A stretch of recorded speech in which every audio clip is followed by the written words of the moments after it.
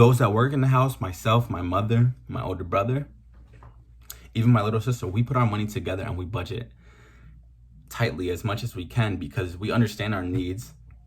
We understand there's no need to buy extra, clothing, fancy materials, because what are we going to do with them? How are they going to help us in our current state of being?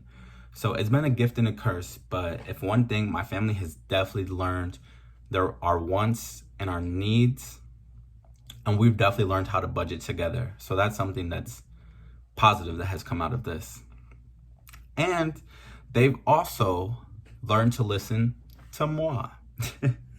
I have 3 savings tips that I always recommend, and my family finally, once the pandemic came around and we needed to work on a budget, they finally started to listen. So my first savings tip would be the 52-week challenge, and that includes each week you're gonna save $1. So start the first week, you're gonna save $1. The second week, you're gonna save $2. The third week, you're gonna save $3. The fourth week, $4, and so on until the end of the year. And by the end of the year, you will generate $1,378. That's a lot.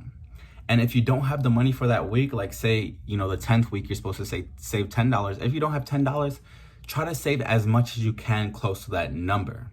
Try to hit that benchmark. And then my second savings tip is making saving automatic.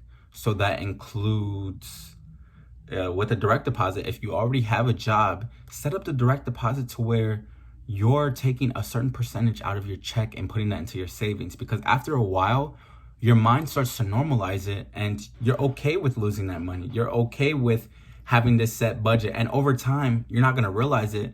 But I bet you after 4 months, you come back to your savings account and you take a look and you're like, wow, making saving automatic really changed my life.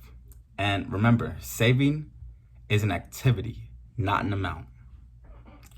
And then lastly, my favorite savings tip is to add up all transactions under $10 by the end of the month and then really see if it was worth it.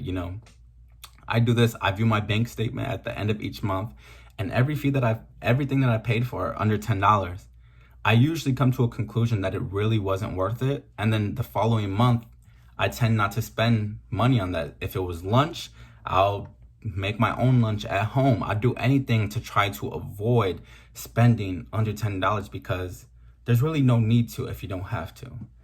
Thank you so much for your time. I've enjoyed this. Enjoy the rest of your summer.